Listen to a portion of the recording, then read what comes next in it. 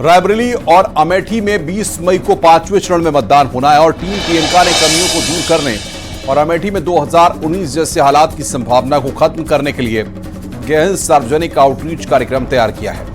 प्रियंका गांधी न सिर्फ 12 दिनों का रोड मैप तैयार कर रायबरेली में डेरा डाल रही हैं, बल्कि उन्होंने 400 से 500 क्षेत्र का टारगेट भी बना लिया है, क्योंकि उनके सामने पारिवारिक विरासत को बचाने और बीजेपी से अमेठी को वापस जीतने की सबसे बड़ी चुनौती है। और आइए इसी पर आपको एक रिपोर्ट दिखाते हैं।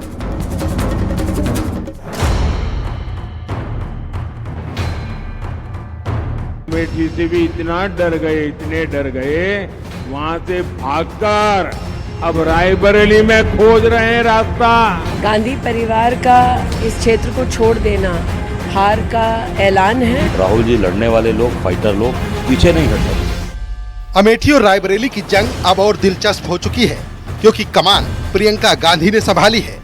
प्रियंका गांधी माइक्रो मैनेजमेंट के साथ बीजेपी के हमले का मुकाबला करने की उम्मीद कर रही हैं और विरासत की सियासत को बचाने के लिए अमेठी रायबरेली में डेरा डाल चुकी हैं। प्रचार के लिए प्रियंका का प्लान क्या है वो भी समझिए। वो 12 दिन तक ताबड़तोड़ प्रचार करेंगी। 400 से 500 क्षेत्र का टारगेट रखा है। रोजाना 20 गांव तक पहुंच बनाने की तैयारी है। कोर टीम में 500 लोगों को शामिल किया है। रोजाना स्ट्रेटेजी मीटिंग की रणनीति है और सोशल मीडिया के जरिए भी प्रचार किया जाएगा। 2022 के विधानसभा चुनावों में हार के बाद ऐसा पहली बार हो रहा है जब प्रियंका गांधी 12 दिनों के लिए रायबरेली में डेरा डाल रही हैं, क्योंकि उनके सामने पारिवारिक विरासत को बचाने और बीजेपी से अमेठी को वापस जीतने की सबसे बड़ी चुनौती है। हालांकि बीजेपी कांग्रेस से रायबरेली भी छीनने की बात कह रही है।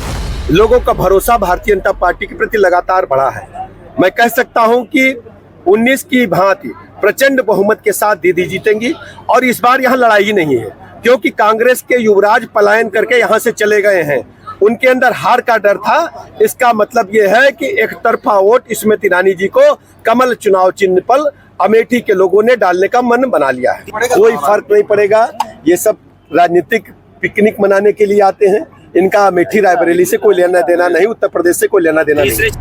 रायबरेली अमेठी में 20 मई को 5वें चरण में मतदान होना है और टीम प्रियंका ने कमियों को दूर करने और अमेठी में 2019 जैसे हालात की संभावना को खत्म करने के लिए गहन सार्वजनिक आउटरीच कार्यक्रम तैयार किया है। पिछले लोकसभा चुनाव में प्रियंका ने यहां आखिरी 3 दिनों तक ही प्रचार किया था और नतीजों ने पार्टी को सबसे बड़ा झटका दिया, जब राहुल गांधी अमेठी में स्मृति ईरानी से हार गए।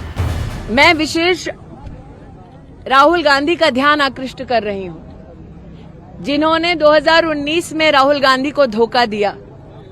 वो इस बार अमेठी में अपना जलवा दिखाना चाह रहे हैं।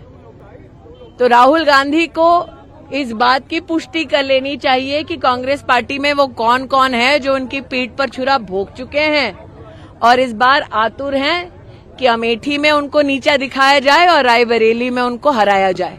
राहुल गांधी को अपनी ही पार्टी से खतरा है, ये जगजाहिर बात है। यानी एक तरफ स्मृति ईरानी अमेठी के साथ ही रायबरेली में भी कांग्रेस की हार का दावा कर रही हैं, तो दूसरी तरफ प्रियंका गांधी कांग्रेस की परंपरागत दोनों सीट पर जीत के लिए दमखम दिखा रही हैं। ऐसे में किसके दावे में कितना दम है, ये 4 जून को ही पता चलेगा। Bureau report, news 18।